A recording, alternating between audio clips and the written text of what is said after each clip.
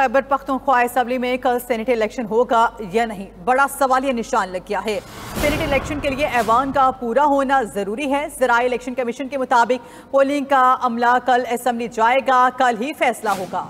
Election schedule जारी हुआ है, उस पर अमल करेंगे। तफसीलात बताएंगे मुमताज़ मंगश हमारे साथ मौजूद है। मुमताज़, आगाह कीजिए, अगर मखसूस नशिस्तों के अरकान का हलफ ना हुआ तो फिर कल सेनेट का इंतखाब कैसे होगा?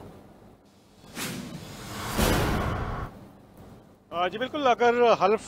नहीं होता तो इसका मतलब ये होगा कि सेनेट का इलेक्शन जो है वो मुलतवी हो जाएगा, क्योंकि 1.5 साल से जब सेनेट के इंतखाबात नहीं हो रहे थे तो इसकी वजह सिर्फ यही थी कि जो मखसूस नशिस्तों पे जो ख़वातीन थी तो उनसे वो हल्फ लेने का मामला था और फिर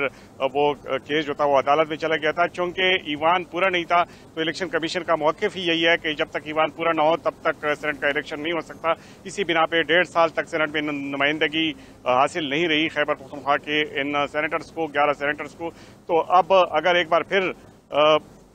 जो ईवान है वो पूरा नहीं है तो इसका मतलब यह है कि सेनेट के इंतखाब को एक बार फिर मुलतवी कर दिया जाएगा और जब तक ख़वातीन अरकान से हलफ नहीं लिया जाता तब तक सेनेट का इंतखाब नहीं हो सकेगा। लेकिन अब जो अपोजिशन के जमातें हैं, जो मुत्तहिदा अपोजिशन है जिसमें जमीयत उलमा इस्लाम, पाकिस्तान मुस्लिम लीग नून और पाकिस्तान पीपल्स पार्टी शामिल हैं, उनका कहना यह है कि वो अदालत से रुजू कर लेंगे, चूँकि आर्टिकल 255B के तहत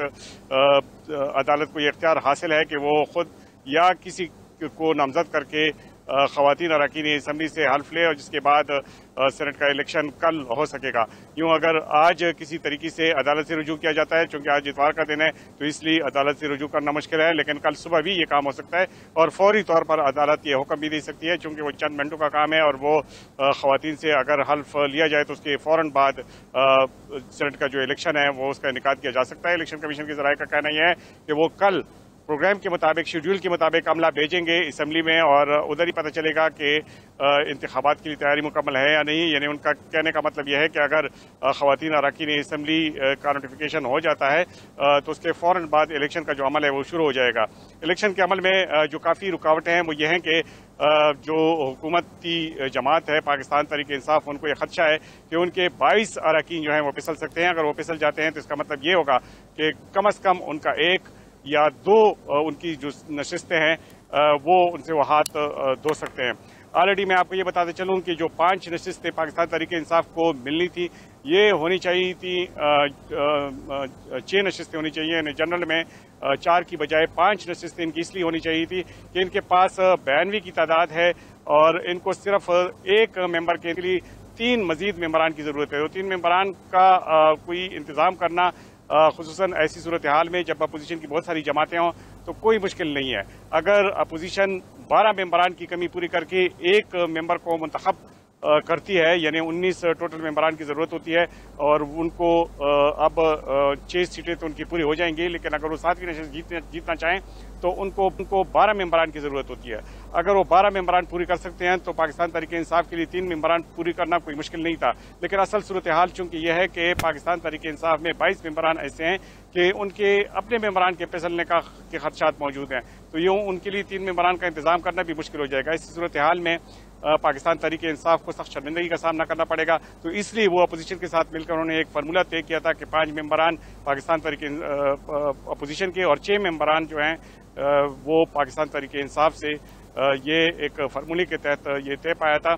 लेकिन इस फार्मूले पर भी अब अमल दरामद होता हुआ दिखाई इसलिए नहीं दे रहा कि जब तक जो कवरिंग कैंडिडेट हैं वो कागजात वापस नहीं लेते तब तक ये मसला हल नहीं हो सकता। अब चूँकि कागजात नामजदगी वापस लेने का जो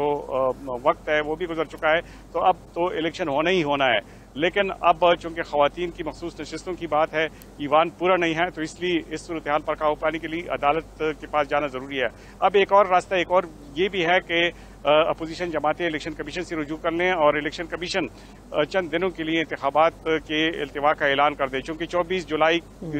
दोपहर 2 बजे तक इजलास मुलतवी कर दिया गया है, इसलिए अगर अदालत या इलेक्शन कमीशन खैबर पख्तूनख्वा हुकूमत को एक और मौका देती है कि 24 जुलाई को ख़वातीन से वोट जो हल्फ लेने की जो तकरीब है वो उसका इनेकाद किया जाए और असम्बली का इजलास बुलाया जाए ताकि जो मखसूस नशिस्तों पर आने वाली ख़वातीन हैं उनसे हल्फ लिया जाए। अगर 24 जुलाई तक ये हो जाता है तो फिर एक बार फिर जो सेनेट के शेड्यूल में तब्दीली है वो कोई मुश्किल काम नहीं है। इलेक्शन कमीशन फौरी तौर पर एक नोटिफिकेशन के जरिए इलेक्शन शेड्यूल तब्दील कर देगा और 24 जुलाई के बाद ऐलान कर देगा। लेकिन अगर इससे पहले हाई कोर्ट से वो रुजू करती है अपोजिशन और हाई कोर्ट की जानिब से ये हुक्म दिया जाता है कि वो किसी भी मेंबर को नामजद करके इन खवातीन से हल्फ ले ले, तो फिर तो इलेक्शन का इल्तिवा करना मुमकिन नहीं होगा, बल्कि कल ही इलेक्शन हो सकता है। उसके टाइमिंग में रद्द-बदल हो सकती है, लेकिन जो इंतखाब का सिलसिला है वो जारी रह सकता है। बल्कि ये भी कहा जा सकता है कि जब तक दूसरे मेंबरान वोट डालें तब तक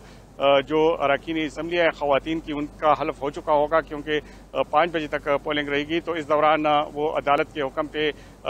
अगर वो हल्फ उठा ले तो उसके बाद उनका नोटिफिकेशन भी जारी हो सकता है और वो फिर कल ही वोट भी डाल सकते हैं। तो अब ये दो ऑप्शन हैं जो अपोजिशन के पास भी हैं, जो इलेक्शन कमीशन के पास भी हैं, और हुकूमत को इसके अलावा उसके पास और कोई चारा नहीं है कि वो अपने मेंबरान पर फोकस कर लें, ताकि जो फार्मूला अपोजिशन के साथ तय हुआ था उसमें उनके जो सेनेटर्स के इंतखाब की तादाद है वो